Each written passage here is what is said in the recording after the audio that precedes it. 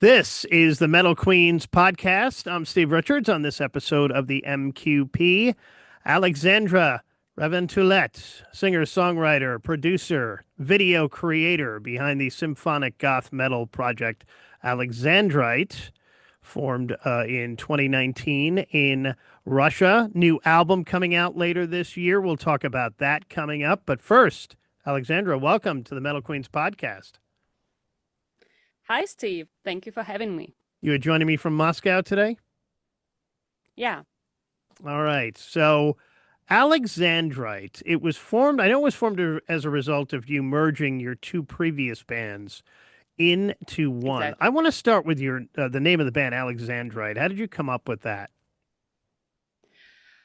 So I wanted something to reflect that it's mostly my project. Let's be honest here. I do like the majority of the work of everything you see on the socials or YouTube or here on the streaming when you're listening to my music. It's like 99% my work. So I wanted to have some kind of similarity to my name, but also make it different. So I could also recognize that there are still that 1% that comes from other people. And I also wanted to symbolize um, different facets of the music. As you might know, Alexandrite is a rare gem that Yeah. changes color in different lighting.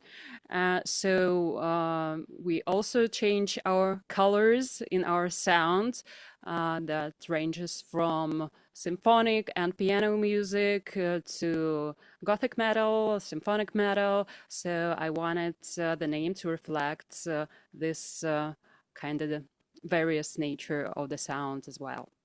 How does your Russian heritage influence your creative process or themes? Well, I wouldn't say it really influences it that much. Obviously, I have like classical music education and learned all about classical Russian composers and all that stuff.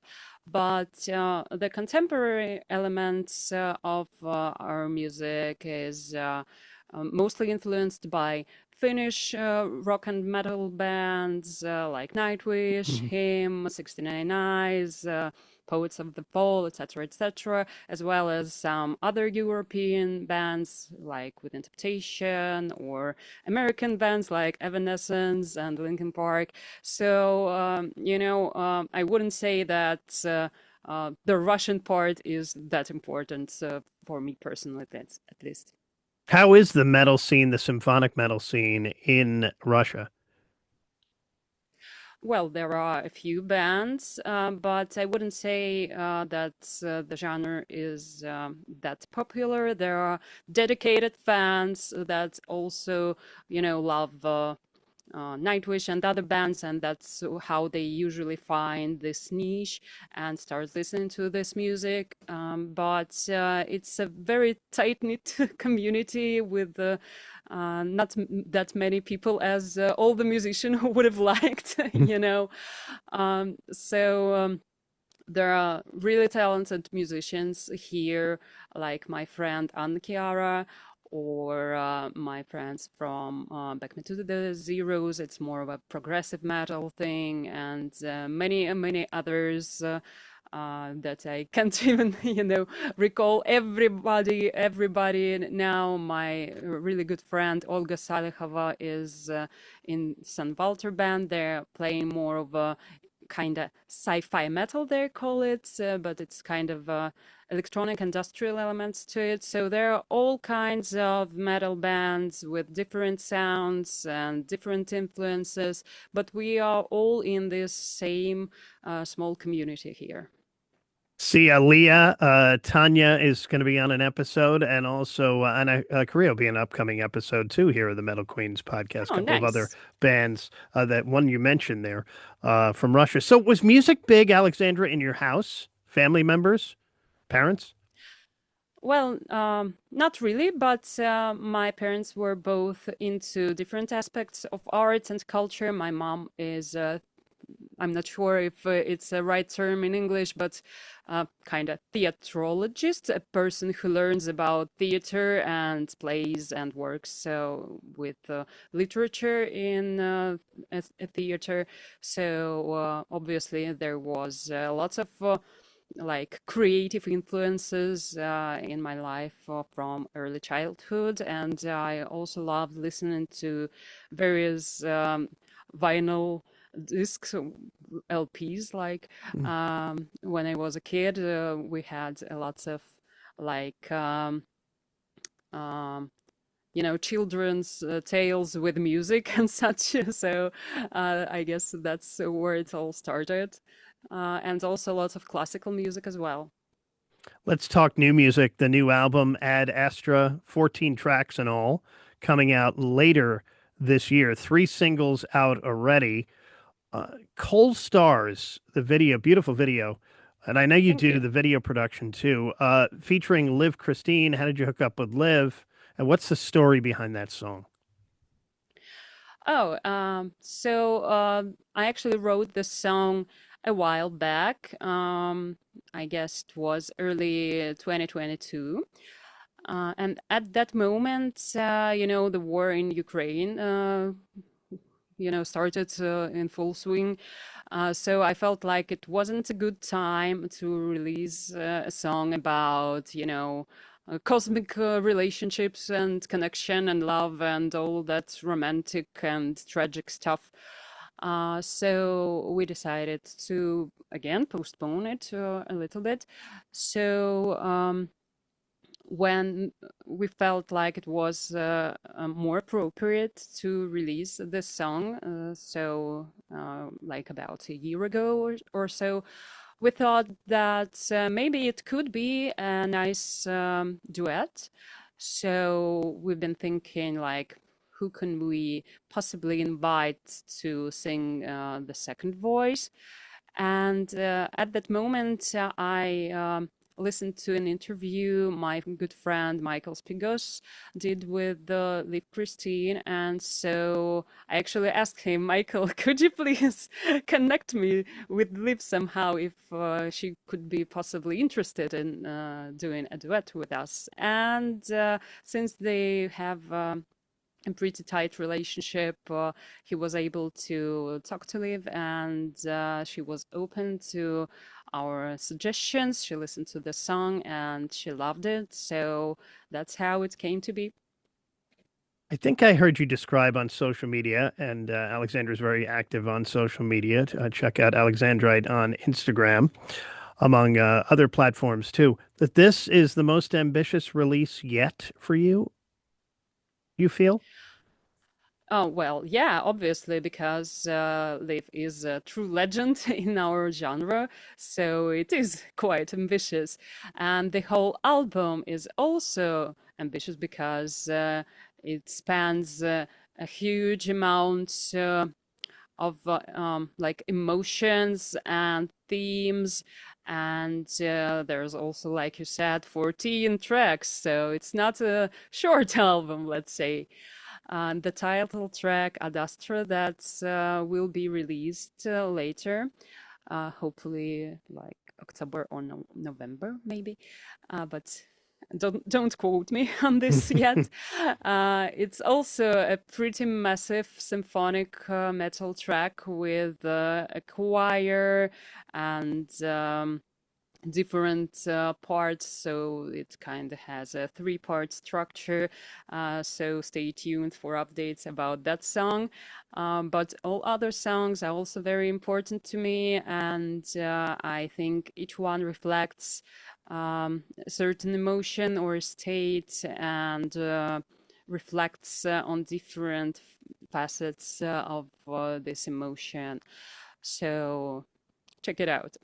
Third I sing guess, the third yeah. single is Burning. What's the story behind that one? So this one is in my favorite category Mm. of. Um, I think I probably said it many times before, but I guess my kind of three main categories for all arts, and our music in particular is that it's about love, life, or death. And this one's about love, but not a very, you know, kind of hallmark moments, romantic love, but about toxic relationships and destructive desire. So it's also an amalgamation of different experiences I had in different relationships. So it's about when you really want to be with a person, but you know it's not good for you. Mm. Alexander, symphonic metal merges power and delicacy too. How do you personally navigate that balance in the songs or your performances too? Oh, it's a really tricky balance. I'm glad you mentioned it. I guess the thing is to just feel when it's right to be delicate, and when it's right to get like all the energy out and make some powerful moves, or loud vocals and guitars and all that. So it's kind of beauty in the contrast of the things. So it's just you need to be really, really precise about when you use some soft touches and when you go like in full swing with all the metal elements and all the symphonic elements, with all the brass like and soaring strings and all that. So yeah, balancing act for sure. In terms of the songwriting process, we were just talking about a couple of tracks on this album, Ad Astra, which is coming out later this year. Does it begin with the orchestral arrangement, the guitar riffs, or the lyrics? Uh, None of the above. It comes from the melody most of the time, and or from the melody and the lyrics and the chords that go beneath it, obviously. And then I start to think about it more in terms of arranging the music. So where would be appropriate again to just leave the soft like piano or strings or something like that, or go with the guitars and drums and all the metal parts of the sound. So um, I also have kind of an idea of the sound when I start writing the song, but it shapes slowly and it depends more on the context of the melody and the lyrics. It's all built on this backbone, and my main instrument is the piano. So I write playing on the piano, and that's by the way why the piano versions that I sometimes release for some songs are kind of a representation of the initial state and the start of the creation process of the song. So if you want to see where it all comes from, you might want to check out the piano versions. And by the way, Burning has the piano version of Cold Stars included on this single. So if you want to see like where all those epic moments that we use in Cold Stars came from, check it out. Alexandra, do you write all of the music or do you collaborate sometimes? Now I write all the music, at least so far I have. I think it's like the most honest way to do things, because it's the reflection of my inner world and my thoughts and feelings. I really don't understand how some people, you know, especially in pop music, who have like 10 songwriters on track, and it's kind of seems to me like it's a conveyor belt when one does like, I don't know, puts the chords and the second person creates the melody or whatever. I actually don't know how their process is working, but it doesn't seem as kind of genuine to me. So yeah, I do everything that's going on in the music and in the lyrics. So, new album coming out later this year, as we've been mentioning. Any plans to tour? Not yet, but we will see how it goes. There will be probably some shows in Moscow and maybe other cities in Russia and maybe some, you know, close countries to Russia. But it's a little bit of an issue to get visas to Europe and other Western countries. So we'll see how it goes. And let's keep our fingers crossed. Outside of Russia, do you have a favorite country or two that you like to perform in? Great response from the crowds.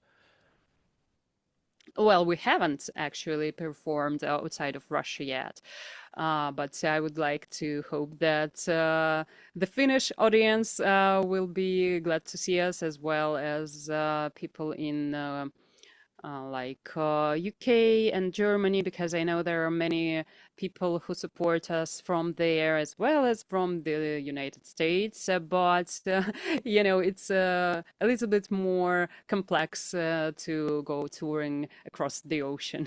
Mm. Yeah, I've been talking, I interview a lot of bands, Europe and Russia and Australia, and just the cost alone to tour in the Yeah, US is a exactly. lot. Yeah. Um, what do you like to do when you're not doing music? I'm always doing something I'm that's sure. related to my music. I just don't have any time at all to do anything else. Maybe just watch some YouTube from Mm. time to time. But like 99% of my time is occupied by either writing or mixing or filming or editing the videos or making the photos. So it's always has something to do with the Alexandrite. Or social media. It never ends, right? Yeah, exactly. What would you be doing if you weren't in music? What career would you think you'd be doing? Oh, probably also something creative. So, uh, I said, I can do video, I can do photo, I can do design. I'm also interested in writing fiction. So, something along those lines, probably. All right, so new album coming, Ad Astra, later this year. Check out the video for Coal Stars and the singles too. Burning is out now as well. Alexandra, I'm going to let you say your last name because I love how you roll the R, and I could never do that. It's Alexandra Revontulet. It's great. I love that. And Alexandrite is the band. Follow them on the socials. Check out the videos and the album again coming later this year, and then possibly some touring as well. Thank you so much for joining me, Alexandra. Thank you, Steve, for inviting me, and thank you, everybody, for watching. Like Steve said, check out our socials, and the new single, Burning, is out now. All right. And this is the Metal Queens podcast. Like it, share it, subscribe to it. Thanks for watching. I'm Steve Richards.